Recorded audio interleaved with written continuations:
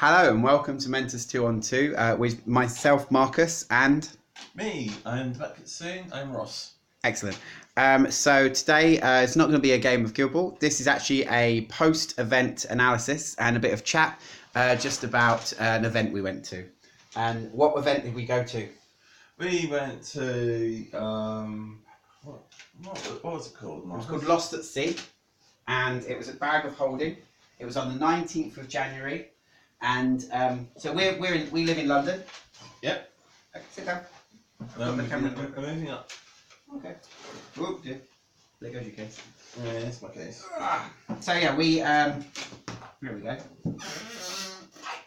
So so it's in Bag of Holding, and the event was called Lost at Sea. It was on the 19th of January. So we're from London, so we got on the 6:30 coach from Victoria, and then from there you get in for about 9, and then it's a taxi round to the venue to get to there for registration by 9:30. Yeah, not bad. Not bad. It was about £7.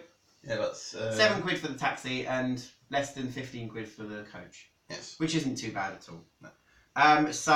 It was Bournemouth's first Guild Ball event. Yes. And they put it on for their regulars who were learning and to see what a tournament feels like and what a fixed range of matches was. We got a good crowd. It was a total of 10. Was 10 sound right? There was 12, wasn't there? There were 2, 4, 6. Call it 12. There was 6 There were 6 tables. Three. Yeah. There were 6 tables. So there were 12 tables altogether, and the host of the event, Matt, he chose to pull out of playing so that he could be the TO for the day. If there had been an odd number, he would have played. So he got the equivalent of the buy each round. So we had 2 blacksmiths, a brewers, a butcher, 2 engineers, a farmer, a fish, a mason, and a mortician. What did you play for the day, Ross? I played blacksmiths. I had iron, I had custom furnace, I had Half alloy. Sledge? No, I didn't use sledge. Cast. And furnace. No, furnace? Furnace is custom. Yeah. Who was your last master? So, furnace. Ferrite. Yeah, Ferrite. There we go. Because this was a 6-man event, so you brought one team for the entire day. So that's not standard, but we were happy to give it a go and try it out. Very different. I think the biggest issue with that is if you come up against a matchup which your team has no way of dealing with. But I suppose that just means you have to pick the best team for the option. So make sure you've got some 2-inch engagement. Make sure it makes it really complex for smiths. So it's the fact because we have a different rule because we had to have masters and apprentices. So you have to have 3 and 3. Yeah. So it makes it a little bit more difficult for the blacksmith player. I took masons, and for my masons, I took box 2 masons. For those who don't know, that is hammer, wrecker, veteran harmony, granite. I swapped tower out for flint, and in the end, I put original chisel in. I wasn't sure between original chisel and veteran chisel, and I went for original chisel for this event. And then we went into our games. So the tables had all been set up. Really good tables. Not bad terrain at all. I'm sure they'll get more Guild Ball terrain as they do more events. I brought some of my mats along, which was good, and we were able to use one of those in some of my terrain box, which is always nice that I can feel useful. So we went into some games. So Ross, the first game you played was against blacksmiths. So you had the mirror match. Who did you play? I played against Anvil, Sledge, Half, Original Cinders, Iron, and Varus, and they were all designed on Monty Python's Knights. Oh wow! Yeah, I saw them. I didn't get to play against them, but they looked really good. Were they easy to know who was who on the table? Yeah. Yeah, excellent. And it's just like weapon swapping and stuff like that. Oh, okay, no problem at all. And what was that like? Have you ever faced the the mirror match before? No. No. Okay. And how did that game go? It was pretty bad for me because I wasn't prepared for a mirror match because I've never had one before. Okay, it's really difficult. I played a mirror match at an event a little while ago, Masons versus Masons, and I'd never had a Masons versus Masons matchup before. So it's interesting, isn't it, trying to face your own faction. What was the biggest moment of the game where you went, oh, and what happened? Well, I basically tried to pincer movement him, but he got into the middle, wiped out the center points of the pincer movement, and then they start erasing models. I lost 12-0 because of it. Okay, was it all takeouts or was there a goal? It was all takeouts. All takeouts. Okay. So 12-0 against for your first game. What did you take out of that game?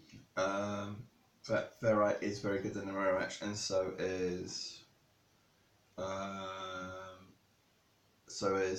Furnace, and so is Veteran Cinder. Okay, excellent. Reducing armor is helpful. Brilliant. Okay, well, my first game I played against Tom, and Tom was bringing farmers. So he brought farmers, and his farmer team was Fresher, Buckwheat, he had Windle, he had Jackstraw, and he had, Tater? Yes. Does that sound like a Tech 6? Yeah. Yeah. And so, I had my Masons, and I think this game didn't go well for him because I got to kick out the ball, kicked it out with Flint. Yeah. He picked it up with Jackstraw, and Flint went in, took it off Jackstraw and scored a goal, and then dodged back.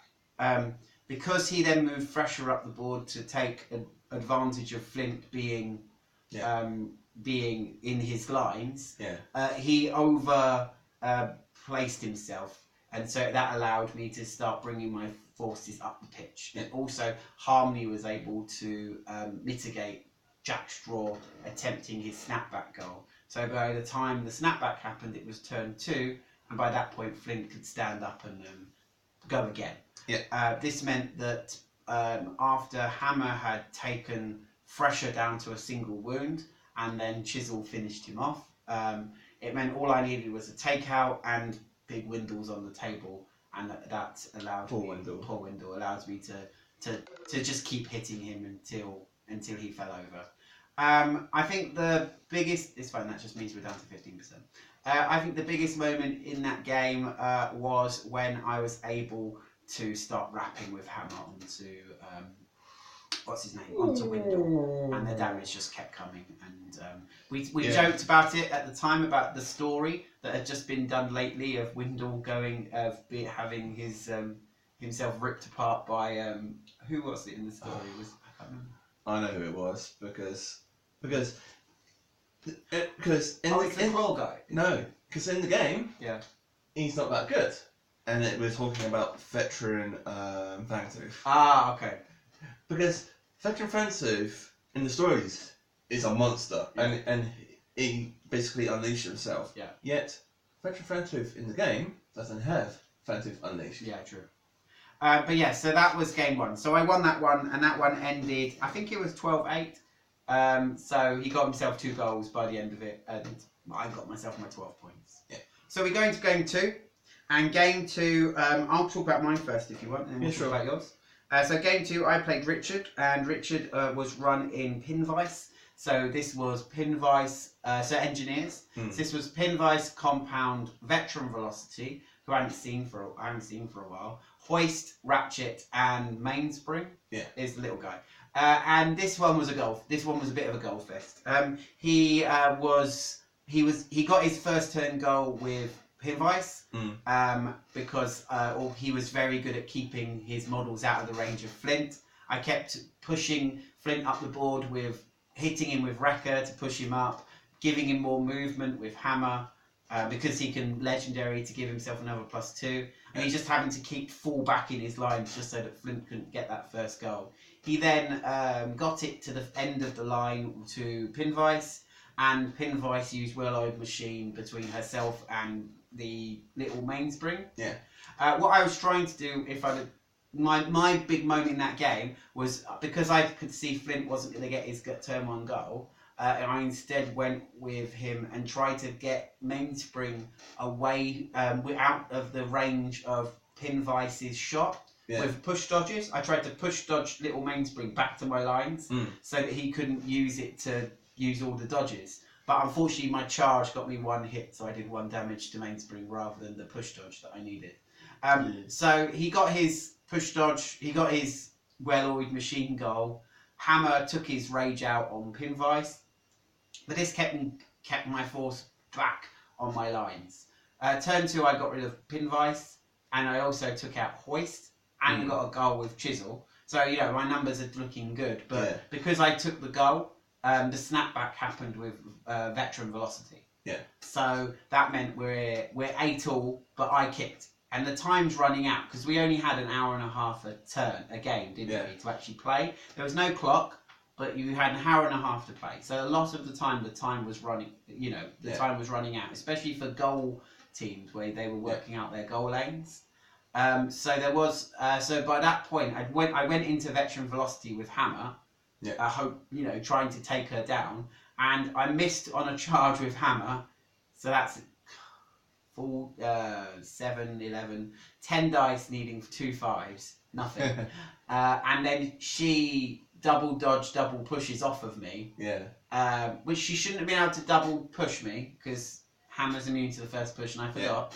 And then goes and gets the ball and scores it in the goal. Cool. But a really good game, really interesting. I really enjoyed it. So thank you very much to my opponent. I really enjoyed the engineer jank. I think their goal jank is better than fish jank because you can do both things with the engineer. Yeah, well, they changed it to, instead of dishing out tokens, to just to an aura. Yeah. Because the dishing out tokens made it far too powerful. Because you could keep the tokens between turns. Yeah. Oh wow. Okay, that sounds really good.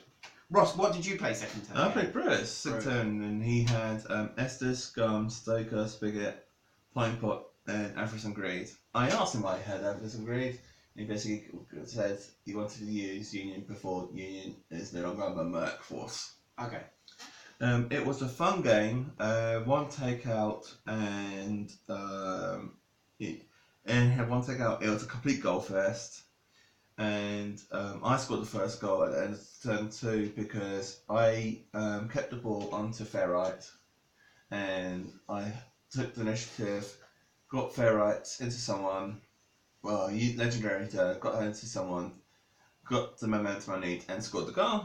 Then he scored a goal by manoeuvring as well to scoring a goal. Then I kicked out. Luckily, it landed behind Cast. Cast sprinted off and just passed it to. At this time, Ally got taken out the first turn, but I got Cast passed it to Ferrite. Ferrite snapshot it in. And that was game.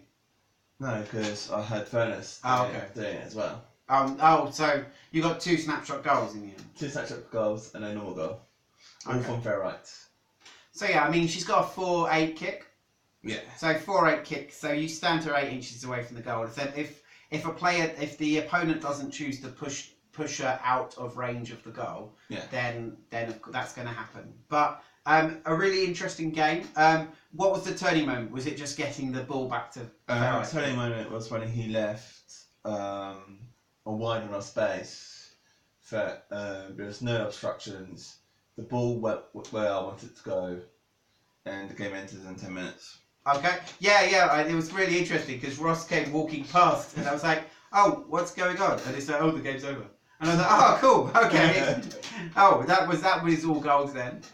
So you didn't have a problem with the time on that game. So that was turn 2. So we then had to stop for lunch. We got half an hour for lunch, which is fine. It's on the Triangle in Bournemouth, which is really easy to find food. We went to Greg's, but there's KFC, there's a Tesco, there's loads of places to eat. So food is not an issue around that area at all. They also sell water. They also sell drinks on site, so that's always really nice. And they have facilities, which is really good. We then came back and went into turn 3. So round 3, Ross, who did you play? I played a friend of ours, but we've known. Well, we don't know them, but we've seen him at Manifold events that we used to go to. Okay, cool. And was he running? He was running Morticians. Morticians, boo! He had Obelisk, Fireswarm, Ghast, Silence, and Veteran Graves. The score was 8-6. It was a very defensive game. I had to use all the tricks that I know to deal with Obelisk. And fun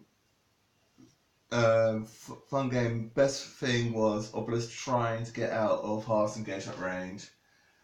Fails to do so, and then Half knocks him down, knocking the ball off. So he loses most of his momentum. Yeah. Wow. How many did he put on him to try and do stuff? He had 4 on him. Okay. He hit me, dodge, and then was like, I'm gonna counter, and I'm like, are you sure you want to move there because I can still hit you? And he's like, yeah, sure. Half has a knockdown on 1. Yeah. She is the knockdown queen. She's very good at it. But yeah, no. So and that game ended 8-6 to him. Is that right? Yes. I think he got the last kill a minute before the end of the game, didn't he? No, he didn't get the last kill. I could have gotten the last kill, but He kicked the ball. But because he kicked the ball and I was on 6 and he was on 8. On a draw condition, he still would have won that. Yeah. He still would have won that one. I think the top table ended the draw on that game as well, didn't it? Yeah. With the kicker winning due to the end result. Yeah. But I wasn't there. I was playing a fish player, and I got to play Simon, who is quite new to Guild Ball. This had been his 4th game, I think, coming into playing me. Poor thing. So he had Shark, Grayscale, Siren, Kraken, Angel, and Salt. And he kicked out with what's his name, with Shark, and so I killed the ball and kicked it out to the corner and gave it to Rekka. Yeah. So Rekka had it on the corner of the board. Now he had a look to see whether he could get to it. He unfortunately couldn't, and so instead he went into Chisel, who had moved up the board to kick the ball over to Rekka, and gained some momentum. So he did that, but because of that, Shark was now in my lines, the ball was mine, and so this meant that I was able to farm Shark for some momentum, and then kick the ball down my line to Flint, who dodged up, sprinted, where'd they go, and kicked the ball in the net. Yeah. At this point, he was able to get himself a snapback goal, which puts us at 4-4. But at that point, I held on to the ball until I knocked out Shark in turn 2. Yeah. Grabbed the ball and got another goal, putting me on 10. He realised that he'd made mistakes with Shark, and I don't think he'd do the same with him again. No. But so because of that, we laughed a bit, and I showed him a cheeky snapshot between Kraken and Angel. Yeah. As Angel was 10 inches away from the goal, had put up super shot, and Kraken got the ball, kicked it to her, and she kicked it into the goal. This meant the ball was safe in a corner for the start of turn 3, and at that point, Hammer had gone. I think it was Granite. I'd left Grayscales on 1 wound, and Granite killed him for my 12 points. So that one ended 12-8. Really, I think that guy, once he gets his ranges right, will have a really good fish game, because I've always found the fish game really difficult as well. All right, we're into turn 4. What happens on turn 4, Ross? Me and Marcus always face each other. And we do again. And so, yes, it was the Hammer versus the Blacksmiths. And this was a rough old game. It was good. I really enjoyed it. And it's very much a slugfest. I think you scored once. I did, yeah. I got the goal late in. I got the goal with Flint. You got the winning goal. Yeah, I did. But one of the big things was we both had to use our legendaries on the same turn, because you used yours to increase your attack, and gives out Searing Strike. Searing Strike, and I used mine to increase my damage and movement to allow people to actually get through all that armor and all those wounds. So yeah, in the end, that one came down to just a slug out in the middle, and unfortunately, Hammer can, because of the tackle knockdown on 2, unless I fluff, that's a big result for me, and I was able to use it to the best of my ability. Yeah. But yeah, so that event ended with the Blacksmith player you played round 1 winning the event. Yeah. The Mortician player you played getting the second place. Yeah. I was lucky enough to get third place, and you got 7. I got 7. Excellent. So I'd like to say thank you very much to the guys at Bag of Holding. It was a really great event. Please keep doing these events, and we'll be back again. Yeah. I've been Marcus. I'm Ross. And this was Momentous 2 on 2, a event report. Bye, guys.